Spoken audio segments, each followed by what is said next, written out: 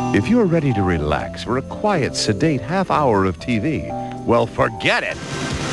Climb aboard and travel to America's sexiest city. It's something that everybody, I think, should see at least once. Tonight, follow Chuck Henry down the street that never sleeps for a wild night at America's #1 party town. They make the nightlife very interesting here. Very interesting.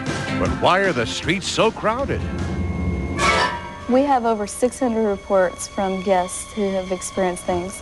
Maybe because some of the hotels are haunted. Occasionally things fly across the room. Tonight, discover the hidden secrets that lure these ghostly guests. They paved over the graveyard to make the parking lot.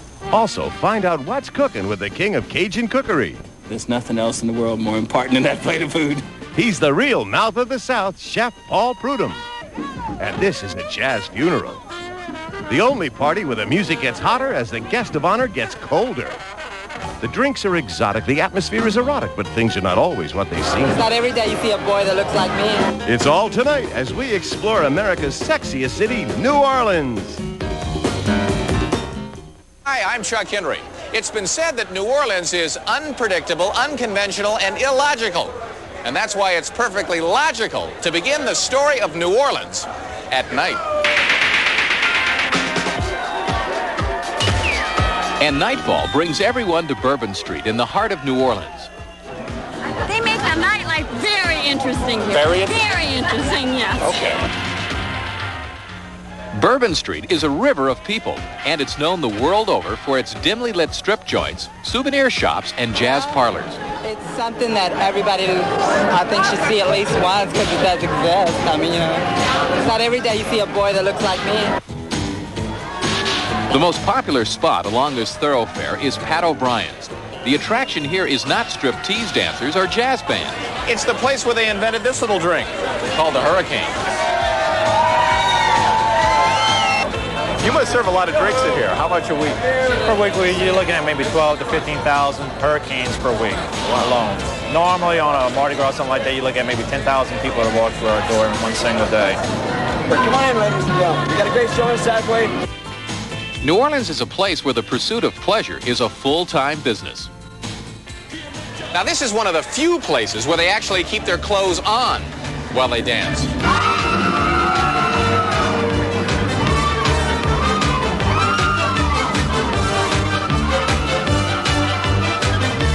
Here, high-kicking dancers with swirling skirts help you relive a most vivid period of French history. And sometimes you'll find that you're a part of the show.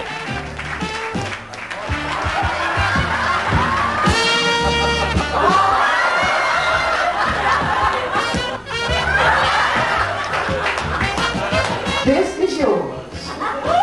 Now you have to figure out how to get off without going that way. If you think this view of New Orleans is a little crazy, you ought to see this place during Mardi Gras.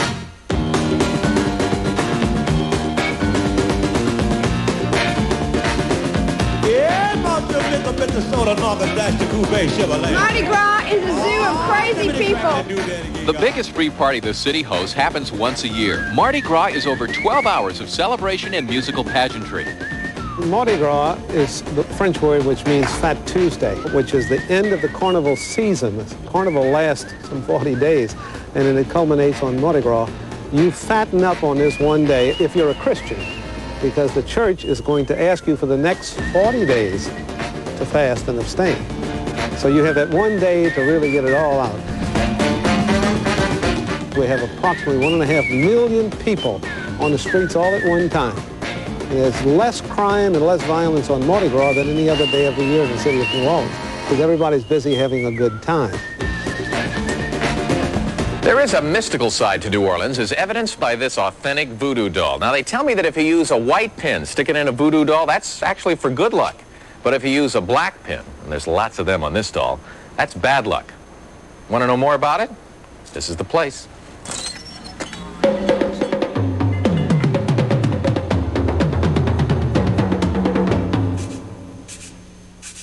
African slaves brought witchcraft and pagan practices with them to the West Indies. There, the French taught them Catholicism, but secretly they continued their African religion. By the 1700s, when many of these slaves were brought to New Orleans, this mingling of pagan and Christian rituals was established as voodoo. Voodoo dolls are stuck with pins not to cause pain, but to control. Jujus are wall hangings used to scare away evil spirits. While they are often wood carvings, a mummified cat can also serve the purpose. Gris-gris means gray-gray in French. It combines white magic with black magic to grant one's secret desires.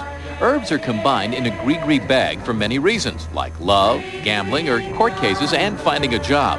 A skilled voodoo practitioner knows which good herbs and bad herbs to combine. There is another spirit more powerful for many than even the Dabala. Amid the Roman Catholic icons of St. Louis Cemetery No. 1 resides the spirit of the undisputed Queen of New Orleans voodoo, Marie Laveau. She was a free mulatto woman who, for nearly 70 years, led rituals, made gris-gris, and gave audiences with people who came from as far away as Europe and Africa.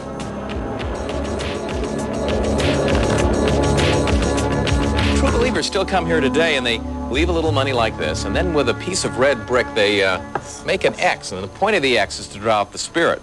Then with the right foot, you rub 3 times, 1, 2, 3. You kick 3 times, 1, 2, 3. And then over the X, knock 3 times, 1, 2, 3. Put your hand over the X and make a wish. But voodoo spirits are not the only spirits in the air around New Orleans. There's been 10 murders here, and at certain times of the year, those ghosts show themselves. Occasionally, things fly across the room. We have over 600 reports from guests who have experienced things. In the Bayou country, north of New Orleans, near the sleepy town of St. Francisville, there is a mansion where, for almost 200 years, the spirits have never slept. Its current owner was shopping for a quaint bed and breakfast inn and found the Myrtles.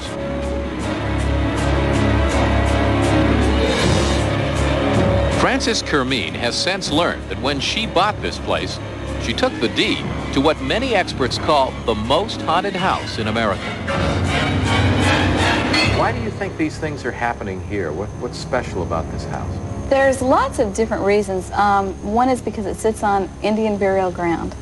Another is that they paved over the graveyard to make the parking lot. The chandeliers that swing and vibrate accompany a host of other visitations that stem from the 10 grisly murders committed here. There is the spirit of Sarah Matilda. She found her husband in bed with a servant. The servant poisoned a birthday cake, and Sarah's ghost, they say, still walks in the house. Another owner, William Winter, spent many quiet evenings here at the Myrtles. He also spent his last. There was nothing unusual about that evening. William Winter was here in the parlor tutoring his son-in-law when he heard a voice from outside say, "A gentleman to see the lawyer." He ran out of the house, through these double doors, and onto the porch. It was dark, he couldn't see anybody, but there was apparently someone standing there with a gun. They fired a shot. It hit him standing here. Bleeding, he ran back into the house.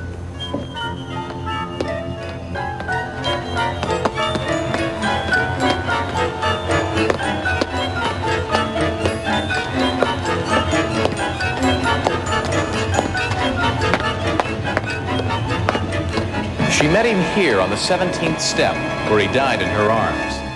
Apparently, his ghost lives on in this mansion. For today, visitors report hearing the sounds of a man's footsteps coming up this staircase. But those footsteps never go back down. In the French Quarter sits another haunted house. It's a 3-story mansion haunted by the cries of tortured slaves.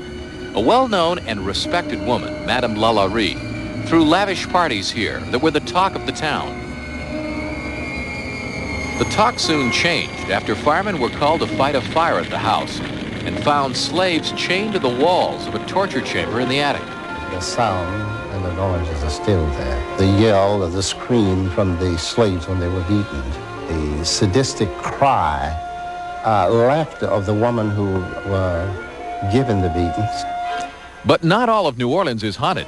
When we come back, we'll relive a most vivid period of old New Orleans and drop in on a little jazz. Has a knack for putting things together in ways that nobody ever thought of before. It borrows from the French, Spanish, African, and American traditions. But whatever it borrows, it ends up sounding, smelling, feeling, and tasting look like New Orleans. This combination of cultures forms this unique city of people that at times may seem confusing. There are some misconceptions about New Orleans. For example, I'm a native Orleanian, born and lived here all my life. They may be saying, well, what part of Brooklyn is he from? See, we do not speak with a southern drawl. Our language in New Orleans is New Orleans, because it is not French, it's not German, it's not Italian. All these people live next to each other, and their tongues got twisted just like their appetites got twisted. And that brings us to another oddity in the French Quarter. The French market was founded by the Indians, and it was built by the good Germans. It has always been run by the Italians, yet we still call it the French market. It's been said that the easiest way to get out of the country without leaving the U.S. is to visit the French Quarter. It's a restored part of Old New Orleans. Unlike other historical landmarks, the French Quarter is a living city. People still reside, work, and play here as they have done for 2.5 centuries. To get an idea of how old the French Quarter really is, visit Jackson Square. This was the heart of the old city, named after Andrew Jackson, hero of the Battle of New Orleans. Today, it's a stage for artists and a variety of street performers.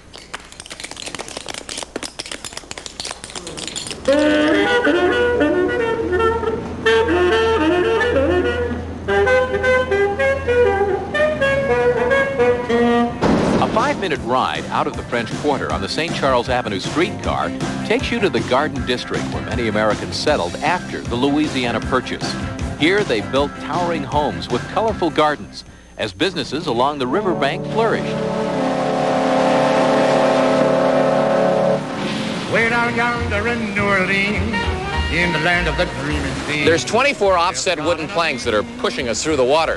In fact, New Orleans today is still home to the world's largest concentration of riverboats. The riverboats brought prosperity to New Orleans and paced the city's incredible growth.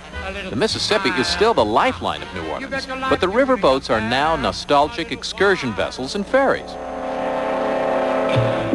From this river, you can see the empty battlegrounds of Chalmette National Park, where General Andrew Jackson led troops that defeated a British invasion in 1815. The Battle of New Orleans was the last battle of the last war between America and the British.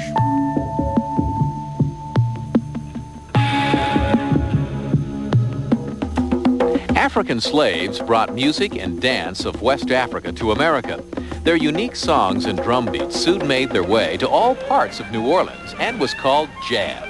How do you describe jazz? It's just a loose feeling. That the jazz I play, I call swinging Dixie. It has a little swing to it.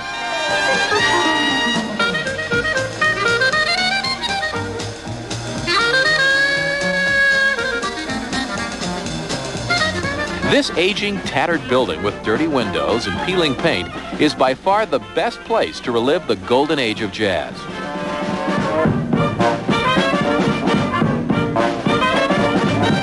For 2.5 decades, wailing trumpets and toe-tapping tunes have entertained visitors at the birthplace of jazz, Preservation Hall.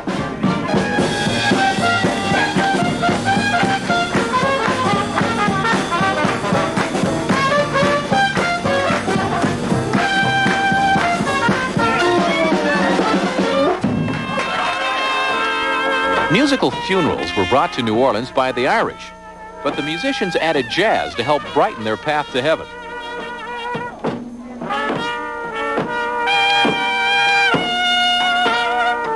The slow and somber mood quickly turns festive after the body has been laid to rest.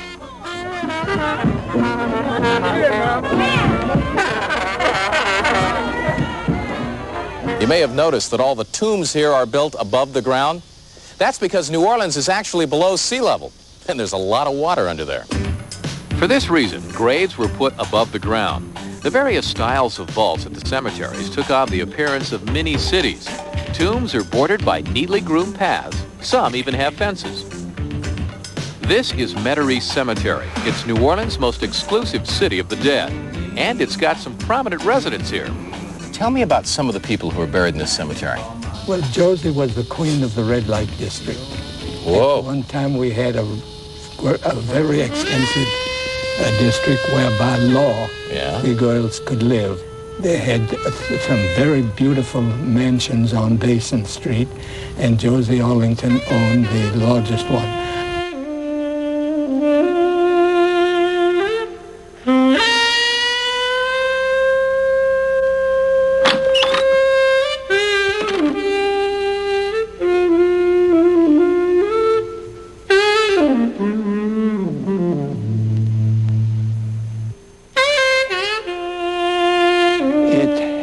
marble stairways, a mahogany staircase. When they met you downstairs, they were always fully clothed. Yeah. And you had to be also. The district proved to be more than expensive to the community which surrounded it, and it was closed in the early 1900s. Coming up next, we'll sample some culinary creations unique to New Orleans, and we'll visit with the king of Cajun cooking, Paul Prudhomme. New Orleans is famous for its street-side cafes, like the Café du Monde, where you can get café au lait and a beignet. This is actually a square donut with no hole in the middle and lots of sugar. But there are other things also unique to New Orleans. Of all the things that are known about New Orleans, number one is not jazz. Number one is not the French Quarter. And number one is not the Mardi Gras. The number one is now and always has been food.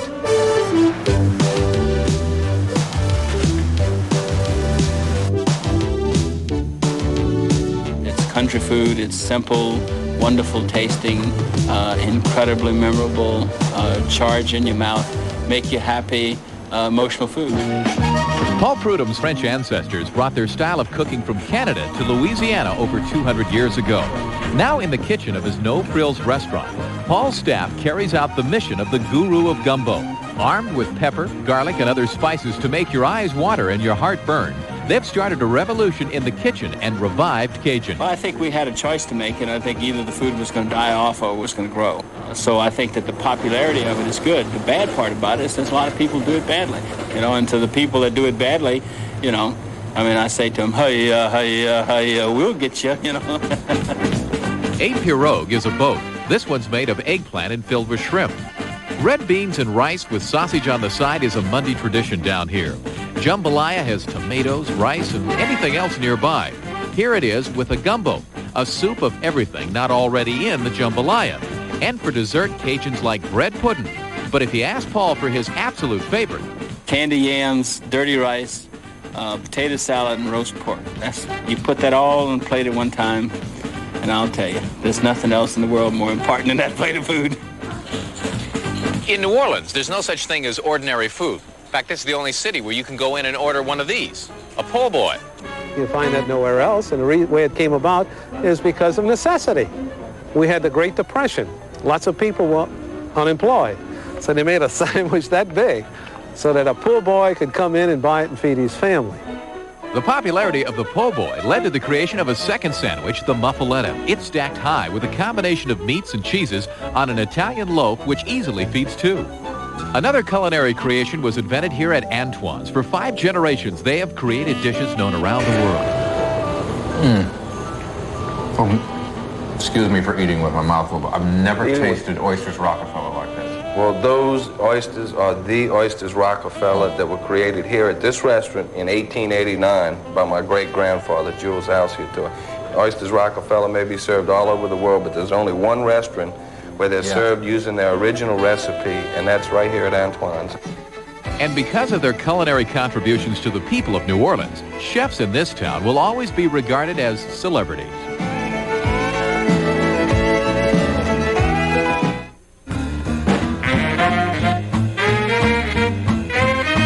And now, here's a look at what's coming up next time. We'll take you to the third coast, Texas. The shape of Texas is better than ever, and an image has put Texas style on the map. And we'll travel the back roads to the toughest honky-tonk in the world, where man wages war with animals inside the bar. Then we'll hear the dreams of little girls that become adult realities. That's next time, when you put your eye on L.A. From New Orleans, I'm Chuck Henry. Good night, everybody. Limousines and protective services provided by West Coast Detectives. Hotel accommodations provided by Holiday Inn Crown Plaza, New Orleans. Ground transportation provided by National Car Rental.